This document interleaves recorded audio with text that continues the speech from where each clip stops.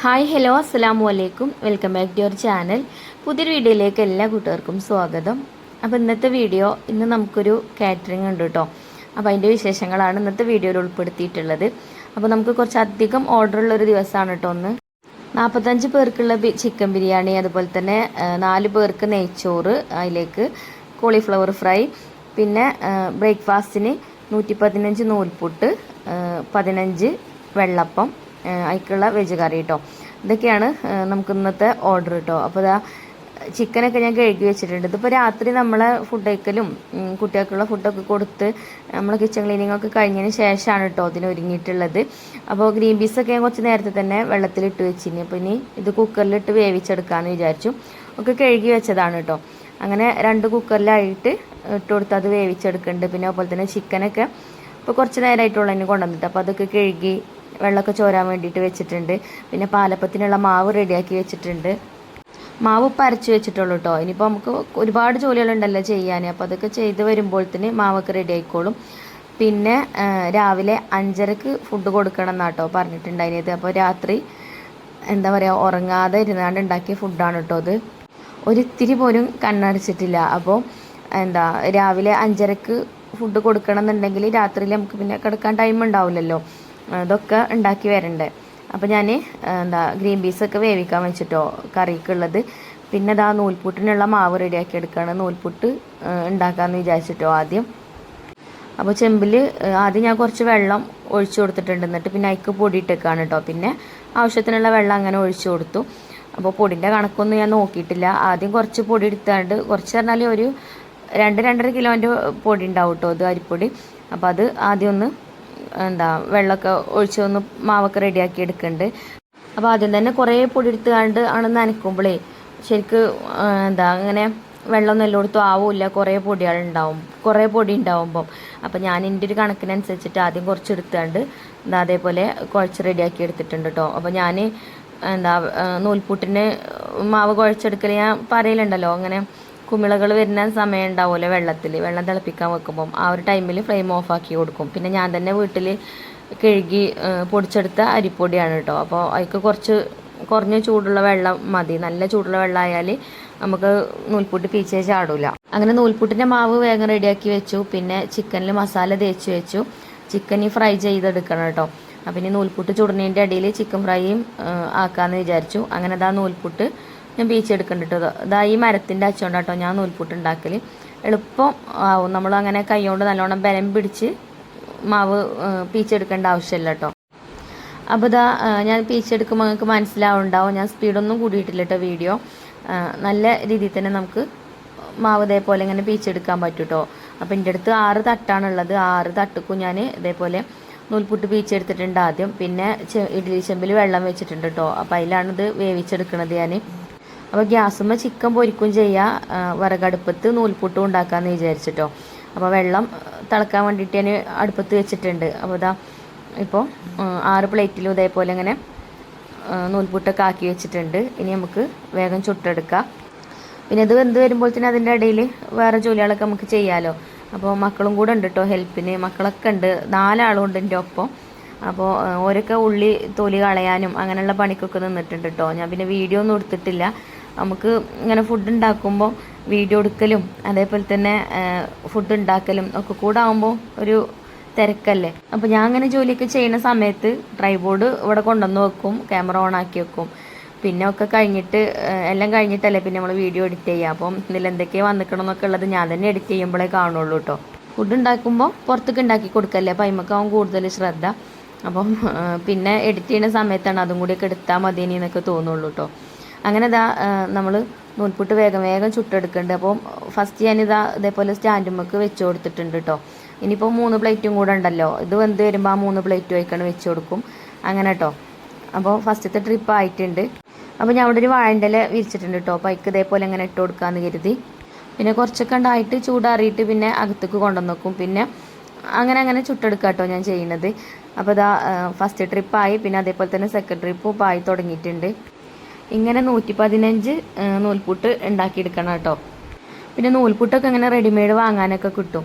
പക്ഷേ ഞാൻ അങ്ങനെ വാങ്ങിയിട്ടില്ല കേട്ടോ. നമുക്ക് വീട്ടിലേക്ക് ഫുഡിന് ഓർഡർ തരുന്നത് എന്താ വെച്ചാൽ വീട്ടിലത്തെ ഫുഡ് വേണമെന്ന് വിചാരിച്ചിട്ടല്ലേ. അപ്പോൾ പിന്നെ നമ്മളെ കൈ കൊണ്ട് തന്നെ ഉണ്ടാക്കാമെന്ന് വിചാരിച്ചിട്ടോ. കുറച്ച് റിസ്ക് ആണ്, എന്നാലും കുഴപ്പമൊന്നുമില്ല. പിന്നെ രാത്രിയിലായതുകൊണ്ട് അങ്ങനെ വെയിലിൻ്റെ ചൂടും അങ്ങനെയൊന്നും ഇല്ലല്ലോ, അപ്പം ക്ഷീണം കുഴപ്പമൊന്നും വല്ലാതില്ല കേട്ടോ. അപ്പോൾ ഇതാ ഞാൻ നൂൽപുട്ടൊക്കെ ഇങ്ങനെ ചുട്ടെടുക്കുന്നുണ്ട്. അപ്പോൾ എത്ര എണ്ണം ഉണ്ടെന്ന് എണ്ണയൊന്നും നോക്കിയിട്ടില്ല. ഇനി അങ്ങനെ ഇത് അകത്തേക്ക് കൊണ്ടുപോയി വെക്കുമ്പോൾ എണ്ണ വെക്കും, എന്നിട്ട് പിന്നെ അതിനനുസരിച്ചിട്ട് പിന്നെ അങ്ങനെ ഉണ്ടാക്കും കേട്ടോ. അതേപോലെ തന്നെ ചിക്കനും ഇവിടെ ഗ്യാസുമ്മൽ ഫ്രൈ ചെയ്തെടുക്കുകയും ചെയ്യുന്നുണ്ട്. 7 കിലോ ചിക്കൻ ബിരിയാണിയാണ് കേട്ടോ. പിന്നെ ഇനിയിപ്പോൾ ഗ്രീൻ പീസൊക്കെ ഇട്ടിട്ട് കറി ഉണ്ടാക്കണമല്ലോ, വെജ് കറി ഉണ്ടാക്കണം. അപ്പോൾ അത് ആക്കാമെന്ന് കരുതിട്ടോ. അപ്പം 3 അടുപ്പിലാണ് പണി. അപ്പോൾ ഇവിടെ ഇതാ താഴത്ത് വേറൊരു അടുപ്പുണ്ടല്ലോ, കല്ലടുപ്പുണ്ടല്ലോ, അതിന്മേൽ ഞാൻ നമ്മൾ ബിരിയാണി ചെമ്പ് വെച്ചിരുന്നു കേട്ടോ. അതിൽ ആക്കാമെന്ന് വിചാരിച്ചു കറി. എന്നിട്ട് പിന്നെ കറി ഒഴിച്ച് വെച്ചിട്ട് പിന്നെ അതിൽ ബിരിയാണിക്കുള്ള മസാല ആക്കാമെന്ന് കരുതി. അങ്ങനെ വെളിച്ചെണ്ണയൊക്കെ ഒഴിച്ചു കൊടുത്ത് കുറച്ച് സവാള കേട്ടോ ഞാൻ ഇതിലേക്ക് ഇട്ടിട്ടുള്ളൂ. അതേപോലെ പച്ചമുളകൊക്കെ ഇട്ട് ഒന്ന് വഴറ്റിയെടുത്ത് പിന്നെ എന്താ ഇതിലേക്ക് ക്യാരറ്റ്, അതേപോലെ തന്നെ കിഴങ്ങ്, ഗ്രീൻ പീസ് നമ്മൾ വേവിച്ച് വെച്ചാണ്, ബീൻസ്, ഫ്ലവർ, അങ്ങനെ അതൊക്കെ കുറച്ചെടുത്തിട്ടുണ്ടായിന്. അപ്പോൾ അതൊക്കെ ചെറുതാക്കി കട്ട് ചെയ്തെടുത്തിട്ടുണ്ടായിന് കേട്ടോ. അപ്പോൾ അത് ഞാൻ ഇതിലിട്ടിട്ട് ഒന്ന് വഴറ്റിയെടുക്കുന്നുണ്ട്. പിന്നെ ഉപ്പൊക്കെ ഇട്ട് കൊടുത്ത് പിന്നെ ഞാൻ കുറുമ മസാല കേട്ടോ ഇതിലേക്ക് ചേർത്ത് കൊടുക്കുന്നത്. ഈ കുറുമ മസാല ചേർക്കുമ്പം വേറെ പൊടികളൊന്നും നമുക്ക് ചേർക്കേണ്ട ആവശ്യമില്ല. അണ്ടിപ്പരിപ്പും കുരുമുളകും ഒക്കെ പൊടിച്ച് വരുന്നതാണ് കേട്ടോ ഈ ഒരു കുറുമ മസാല. അപ്പോൾ പ്രത്യേകിച്ച് ഇനി നമുക്ക് ഇതിലേക്ക് വേറെ പൊടികളൊന്നും ആഡ് ചെയ്ത് കൊടുക്കണ്ട. അപ്പോൾ ആദ്യം ഞാനൊരു പാക്കറ്റ് ഇതിലേക്ക് അങ്ങനെ ഇട്ട് കൊടുത്തിട്ടുണ്ട്. എന്നിട്ട് ഇതേപോലെ നല്ലോണം വഴറ്റി കൊടുത്തതിന് ശേഷം പിന്നെ നമ്മൾ ഗ്രീൻ പീസ് വേവിച്ച് വെച്ചിരുന്നല്ലോ കുക്കറിൽ, അത് ഇതിലേക്ക് ഇട്ട് കൊടുക്കുന്നുണ്ട്. അപ്പോൾ കുറുമ മസാല ഞാൻ കുറച്ചും കൂടെ ചേർക്കും കേട്ടോ. ഇപ്പം ഒരു പാക്കറ്റ് ഒന്നായിട്ട് ഇതിലേക്ക് അങ്ങനെ ഇട്ട് കൊടുത്തിട്ടുണ്ട്. പിന്നെ നമ്മൾ വേറെ പൊടികളൊന്നും ആഡ് ചെയ്യണില്ലല്ലോ, അപ്പോൾ അതുകൊണ്ട് കുറച്ചും കൂടെ വേണം കേട്ടോ മസാല. അതിന് കുറച്ച് കഴിഞ്ഞിട്ട് ചേർക്കുക. അപ്പം റിച്ച് മോൻ എൻ്റെ ഒപ്പം ഉണ്ട് കേട്ടോ. മറ്റവരൊക്കെ പിന്നെ പോയി കടന്നിട്ടോ, മക്കളൊക്കെ ഉള്ളിയൊക്കെ പൊളിച്ചന്ന് അങ്ങനെ ഒരുവിധം ജോലികളൊക്കെ ഒരു ചെയ്തേന് കേട്ടോ. കിച്ചണൊക്കെ ക്ലീനാക്കി തന്നാണ്ട് ഒരു പിന്നെ പോയി കടന്നു. പിന്നെ റിച്ചുട്ടന് എൻ്റെ ഒപ്പം ഉണ്ട് കേട്ടോ. ഓനോട് ഞാൻ പറഞ്ഞു പോയി കടന്നു പറഞ്ഞപ്പോൾ ഓന് കിടക്കണില്ല. പിന്നെ ഞങ്ങളപ്പച്ചിയുണ്ട്, ഇപ്പച്ചി ഉള്ളിയൊക്കെ അരിയണുണ്ട്. പിന്നെ ആ സവാളയൊക്കെ അരിയണ ഒരു മിക്സി ഉണ്ടല്ലോ, അതിനോട് വാങ്ങാൻ പറഞ്ഞാണ് കമൻറ്റ് ബോക്സിൽ അങ്ങനെ കുറേ കൂട്ടുകാർ പറഞ്ഞിട്ടുണ്ടായിരുന്നു. അപ്പോൾ ഞാൻ അതിൻ്റെ റേറ്റ് നോക്കിയപ്പോൾ റേറ്റ് കുറച്ച് അധികം ഉണ്ട്. അപ്പോൾ ഇനി ഇൻഷാല്ലാ വാങ്ങണം. ഇപ്പോൾ വാങ്ങിയിട്ടില്ല കേട്ടോ. ഉള്ളി അരിയണ മെഷീനിൻ്റെ ബാബുവാണ്. ഉള്ളിൻ്റെ തൊലി കളയുന്ന പണിയൊക്കെ മക്കൾ ചെയ്യും, പിന്നെ കട്ട് ചെയ്യാനേ ഉണ്ടാവുള്ളൂ. അപ്പോൾ അത് ഒരു ചെയ്ത് തരും. വെളുത്തുള്ളി തൊലി കളയാനാണ് കേട്ടോ എല്ലാവർക്കും മടി. പശുക്കും മക്കൾക്കൊക്കെ വെളുത്തുള്ളി തൊലി കളയണ മടിയാണ്. അപ്പോൾ അത് ഞാനും ചെയ്യും അങ്ങനെയൊക്കെ കേട്ടോ. അപ്പോൾ കറിക്ക് വെള്ളമൊക്കെ ഒഴിച്ചു കൊടുത്തിട്ടുണ്ട്. അപ്പോൾ അത് വേവട്ടെ. പിന്നെ നൂൽപുട്ടൊക്കെ ചുട്ട് കഴിഞ്ഞു കേട്ടോ. അപ്പോൾ അതൊക്കെ അപ്പം എണ്ണ അങ്ങനെ പാത്രത്തിലൊക്കെ ആക്കിയിട്ടുണ്ട്. അതൊക്കെ ബാബു ചെയ്യും കേട്ടോ. ഞാൻ ഉണ്ടാക്കി അങ്ങനെ വെച്ച് കൊടുത്താൽ മതി. അതൊക്കെ പാത്രത്തിലാക്കൽ അങ്ങനത്തെ പണികളൊക്കെ ഒരു ചെയ്ത് തരും. പിന്നെ ഈ വെജ് കറി കാണുമ്പോൾ നിങ്ങൾക്ക് വലിയ ലുക്കൊന്നും തോന്നൂല. കാരണം എന്താ വെച്ചാൽ ഇത് രാത്രിയിലല്ലേ നമ്മൾ ഉണ്ടാക്കുന്നത്, ക്ലിയറൊക്കെ കുറവാണ് കേട്ടോ. പിന്നെ നമ്മളെ ഫോൺ സാധാ ഫോണാണ്, ഐഫോണൊന്നും അല്ല. നട്ടപ്പാതിരക്കല്ലേ ഉണ്ടാക്കുന്നത്. അപ്പോൾ കറി ആയിട്ടുണ്ട് കേട്ടോ. എനിക്ക് ഞാൻ 2 തേങ്ങ നല്ലോണം അരച്ച് ഒഴിച്ചു കൊടുത്തിട്ടുണ്ട്. പിന്നെ അതേപോലെ ലാസ്റ്റ് കുറച്ച് നെയ്യ് ഒഴിച്ചു കൊടുത്തിട്ടുണ്ട്. അപ്പോൾ ഇത് തൂമിക്കൂല കേട്ടോ, നെയ്യ് ഒഴിച്ചു കൊടുക്കുകയാണ് ചെയ്യുക. പിന്നെ തേങ്ങാപ്പാൽ ഒഴിച്ചാലും മതി. ഞാൻ തേങ്ങ അരച്ചുകൊണ്ട് നല്ലോണം അരച്ചിട്ട് അങ്ങനെ ഒഴിച്ചു കൊടുക്കുക കേട്ടോ ചെയ്തത്. അങ്ങനെ കറി ആയിട്ടുണ്ട്. ഇനി ഇത് നമുക്ക് കൊടുക്കേണ്ട പാത്രത്തേക്ക് ആക്കിയിട്ട് ഈ ഒരു ചെമ്പ് തന്നെയാണ് കേട്ടോ നമ്മൾ ബിരിയാണി ഉണ്ടാക്കുന്നത്. അങ്ങനെ കറിയൊക്കെ കൊടുക്കാനുള്ള പാത്രത്തേക്കൊക്കെ ആക്കി വെച്ചു. പിന്നെ ഇനി ബിരിയാണിക്കുള്ള മസാല റെഡിയാക്കി എടുക്കുകയാണ് കേട്ടോ. അപ്പം വേഗം അടുപ്പത്ത് തന്നെ ആ ഒരു ചെമ്പ് കഴുകിയിട്ട് വെച്ച് കൊടുത്തിട്ടുണ്ട്. പിന്നെ ചിക്കൻ ഫ്രൈ ചെയ്തെടുത്ത ആ ഒരു എണ്ണയാണ് കേട്ടോ ഞാൻ അതിൽ ഒഴിച്ച് കൊടുത്തിട്ടുള്ളത്. അതിലാണ് നമ്മൾ സവാളയൊക്കെ വഴറ്റിയെടുക്കുന്നത്. അപ്പോൾ 45 പേർക്കുള്ള ബിരിയാണിയാണ്. അപ്പോൾ 7 കിലോനാണ് കേട്ടോ ഞാൻ ബിരിയാണി ഉണ്ടാക്കുന്നത്. 7 കിലോ റൈസും 7 കിലോ ചിക്കനും, പിന്നെ 1 കിലോ നെയ്ച്ചോറും അതിൽ കോളിഫ്ലവർ ഫ്രൈയും അത് വേറെ വേണം കേട്ടോ. അപ്പോൾ അത് പിന്നെ ലാസ്റ്റ് ഉണ്ടാക്കാമെന്ന് വിചാരിച്ച് കുക്കറിൽ ഉണ്ടാക്കിയാൽ മതിയല്ലോ നെയ്ച്ചോറ്. അങ്ങനെ സവാളയൊക്കെ ഇട്ട് കൊടുത്തു. സവാളയൊക്കെ ബാബു വഴറ്റിയെടുക്കണുണ്ട് കേട്ടോ. പിന്നെ ഇഞ്ചിയും വെളുത്തുള്ളി ഒന്നും ചതച്ചിട്ടില്ലേനും ഒക്കെ തൊലി കളഞ്ഞൊക്കെ തന്നീനി മക്കൾ. പിന്നെ ഞാൻ പോയിട്ട് വേഗം അതൊക്കെ ചതച്ചെടുത്ത് പിന്നെ റിച്ചുമോൻ ചതച്ചതൊക്കെ ഉപ്പച്ചിക്ക് അങ്ങനെ കൊണ്ടുവന്ന് കൊടുക്കുന്നുണ്ട് കേട്ടോ. അപ്പോൾ ഉപ്പച്ചയ്ക്ക് ഇട്ട് കൊടുക്കും ചെയ്യുന്നുണ്ട്. അപ്പോൾ ഇതേപോലെ നമുക്ക് ഹെൽപ്പ് ചെയ്യാൻ ആരെങ്കിലും ഉണ്ടെങ്കിൽ നമുക്ക് അങ്ങനെ മടുപ്പും കാര്യങ്ങളൊന്നും തോന്നൂല. മറ്റേ നമ്മൾ ഒറ്റയ്ക്ക് ആകുമ്പോൾ ആകെ ചടക്കും. കാരണം എന്താ വെച്ചാൽ ഒക്കെ നമ്മൾ ഒറ്റയ്ക്ക് എടുക്കുമ്പോഴേ, എന്നാൽ തന്നെ ഞാൻ എപ്പോൾ തുടങ്ങിയിരിക്കണമെന്ന് അറിയോ, രാത്രിയിൽ തുടങ്ങിയതാണ്. പിന്നെ രാവിലെ വരെ ഫുഡ് ഉണ്ടാക്കുന്ന പണി തന്നെയാണ് കേട്ടോ. പിന്നെ മക്കളും ഹസ്ബൻഡും ഒക്കെ ഹെൽപ്പ് ചെയ്യണോണ്ട് നമുക്ക് അങ്ങനെ വലിയ മടുപ്പും കാര്യങ്ങളൊന്നും ഉണ്ടാവില്ല. അപ്പോൾ നമുക്ക് ഇതേപോലെയുള്ള ഓർഡറൊക്കെ കിട്ടുമ്പോൾ അങ്ങനെ വലിയ ബുദ്ധിമുട്ടും കാര്യങ്ങളൊന്നും തോന്നൂല. പിന്നെ നമ്മളെ ബിരിയാണീൻ്റെ റെസിപ്പിയൊക്കെ നിങ്ങൾ എപ്പോഴും കാണുന്നതാണ്. അപ്പോൾ റെസിപ്പിയും കാര്യങ്ങളൊന്നും പറയില്ല കേട്ടോ. അതിക്ക് തക്കാളിയൊക്കെ ഇട്ട് കൊടുത്താണ്. പിന്നെന്താ പൊടികൾ ചേർത്ത് കൊടുക്കുകയാണ്. പിന്നെ ഞാൻ അതിക്ക് കാശ്മീരി മുളക് പൊടിയൊന്നും ഇനിയിപ്പോൾ ചേർത്തിട്ടില്ല കേട്ടോ. അപ്പോൾ വെറും കുരുമുളക് പൊടി, മഞ്ഞൾപ്പൊടി, പിന്നെ ബിരിയാണി മസാല കേട്ടോ ചേർത്തത്. നമ്മൾ ചിക്കൻ ഫ്രൈ ചെയ്തപ്പോൾ കാശ്മീരി മുളക് പൊടിയൊക്കെ ചേർത്തിട്ടുണ്ട്. അതേപോലെ കുറച്ച് മഞ്ഞൾപ്പൊടിയെ ഞാൻ അതിലേക്ക് ചേർത്തിട്ടുള്ളൂ. പിന്നെ നാരങ്ങ നീരും അതേപോലെ തൈരൊക്കെ ഒഴിച്ചു കൊടുത്തിട്ടുണ്ട്. പിന്നെ മല്ലിയിലയും പുതിനയിലൊക്കെ കട്ട് ചെയ്തതൊക്കെ ഇട്ട് കൊടുത്തു. ഇനിയിപ്പോൾ ചിക്കൻ ഫ്രൈ ചെയ്ത് വെച്ചിടണമല്ലോ, അപ്പോൾ അതുമാണ് ഇട്ട് മിക്സ് ചെയ്തെടുത്ത മസാല റെഡിയായി. അപ്പോൾ ഈ ഒരു ചെമ്പിൽ 8 കിലോ ബിരിയാണി കൊള്ളൂല കേട്ടോ. പിന്നെ ചെറിയൊരു ചെമ്പുക്ക് കുറച്ച് മസാല നമുക്ക് മാറ്റണം, ദം ചെയ്തെടുക്കുന്ന സമയത്ത് മാറ്റാമെന്ന് വിചാരിച്ചു. അപ്പോൾ ചിക്കനൊക്കെ ഇട്ടതാ നല്ലോണം മിക്സാക്കി കൊടുത്തിട്ടുണ്ട്. അങ്ങനെ ബിരിയാണിക്കുള്ള മസാല റെഡിയായി. ഇനിയിപ്പോൾ അരി തിളപ്പിച്ചൂറ്റാനുള്ള ചെമ്പ് അടുപ്പത്ത് വെച്ചിട്ടുണ്ട്. ഇനിക്ക് വെള്ളം ഒഴിച്ചു കൊടുക്കട്ടെ. പിന്നെ അതേപോലെ ഇവിടെ അടുപ്പ് ഒഴിഞ്ഞിട്ടുണ്ടല്ലോ, അടുപ്പിലാണെങ്കിൽ നല്ല കനലുണ്ട് കേട്ടോ. അപ്പം ഇനി നമുക്ക് കോളിഫ്ലവർ ഫ്രൈ ചെയ്യാണ്ട്, അപ്പോൾ അത് ഈ അടുപ്പത്ത് പൊരിച്ചെടുക്കാമെന്ന് വിചാരിച്ചു. അങ്ങനെ ചട്ടിയൊക്കെ അടുപ്പത്ത് വെച്ച് എണ്ണയൊക്കെ ഒഴിച്ചു കൊടുത്തിട്ടുണ്ട്. അങ്ങനെ ഒരു ജോലി കഴിഞ്ഞിട്ട് ഒരു ജോലി ചെയ്യാമെന്ന് വിചാരിച്ച് നിൽക്കലല്ല കേട്ടോ. എന്തൊക്കെയാണ് ചെയ്യാൻ പറ്റണമെന്ന് വെച്ചാൽ അതൊക്കെ അതിൻ്റെ ഇടയിൽ കൂടെ അങ്ങനെ ചെയ്യും, എന്നാലുള്ള കറക്റ്റ് സമയത്തിനൊക്കെ ആയി കിട്ടുക. അപ്പം വെള്ളത്തേക്ക് കുറച്ച് ഏലക്ക, ഗ്രാമ്പൂ, പട്ട, അതേപോലെ മല്ലിയിലയും പുതിനയിലൊക്കെ കട്ട് ചെയ്തതൊക്കെ ഇട്ട് കൊടുത്താണ്. അതേപോലെ ഉപ്പൊക്കെ ഇട്ട് അങ്ങനെ അടച്ചു വെച്ചിട്ടുണ്ട് കേട്ടോ. അപ്പം കുറച്ചധികം വെള്ളം ഉണ്ടല്ലോ, അപ്പോൾ അതൊക്കെ തിളച്ച് വരണമെങ്കിൽ കുറച്ച് നേരം എടുക്കും. പിന്നെ നല്ല കത്തണ വിറകും വേണം ഇങ്ങനെ പെട്ടെന്ന് ജോലികൾ തീർക്കണം എന്നുണ്ടെങ്കിൽ. അപ്പോൾ ഇപ്പോൾ നമ്മൾ വിറക് വാങ്ങിച്ചതുകൊണ്ടേ നല്ല വിറക് കൊള്ളികളാട്ടോ. അപ്പോൾ തീയൊക്കെ നല്ല ഉഷാറായിട്ട് കത്തണുണ്ട്. പിന്നെ ഫ്ലവർ ഞാൻ ഇതിലേക്ക് ഇട്ട് കൊടുത്തിന്, അപ്പോൾ അതും അങ്ങനെ ഫ്രൈ ചെയ്തെടുക്കുന്നുണ്ട്. അപ്പോൾ ഇതൊക്കെ ഒന്നും മസാല തേച്ചതൊന്നും ഞാൻ വീഡിയോയിൽ കാണിച്ചിട്ടില്ല കേട്ടോ. കുറച്ച് നേരം ഉപ്പും മഞ്ഞൾപ്പൊടി ഇട്ട് തിളച്ച വെള്ളത്തിലിട്ട് വെച്ചിട്ടുണ്ടായിന്. പിന്നെ അതിന് ഊറ്റിയിട്ടാണ് മസാലയൊക്കെ തേച്ച് വെച്ചത്.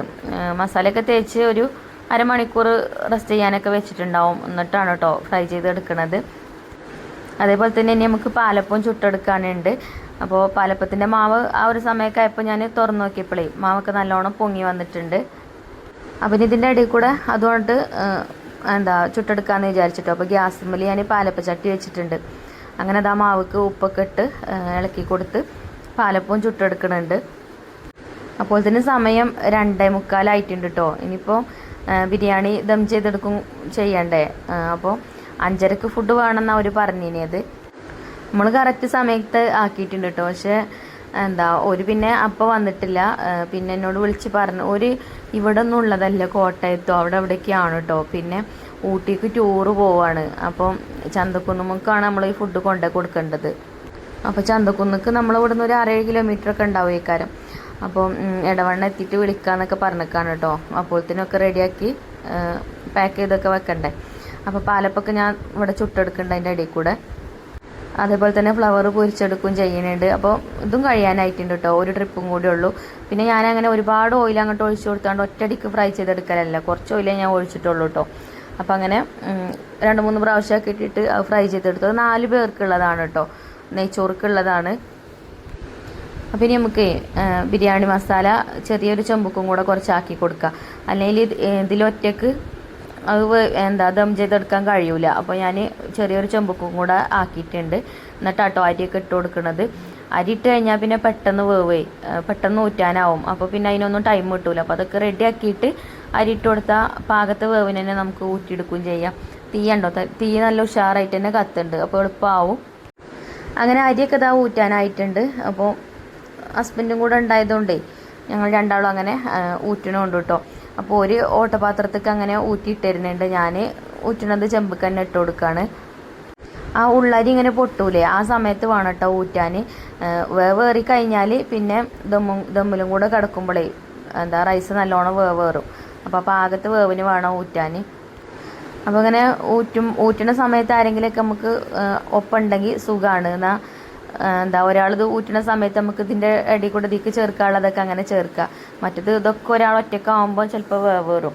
പിന്നെ വറ്റിച്ചുണ്ടാക്കിയാൽ മതി. പക്ഷേ വറ്റിച്ച് ഉണ്ടാക്കാൻ എനിക്ക് അത്ര ഒരു കോൺഫിഡൻറ്റ് ഇല്ല, അത്ര കൂടുതലൊന്നും കേട്ടോ.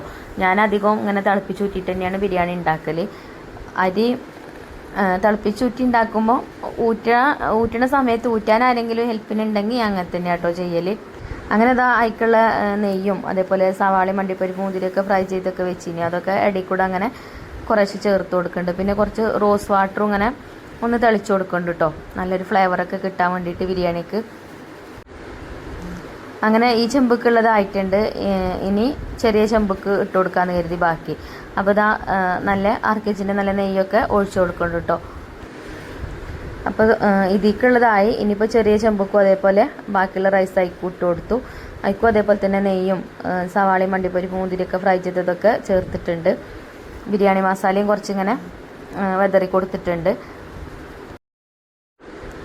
ഇനി ഫോയിൽ പേപ്പർ വെച്ചാണ്ട് 2 ചെമ്പും അടച്ചു കൊടുക്കാം കേട്ടോ.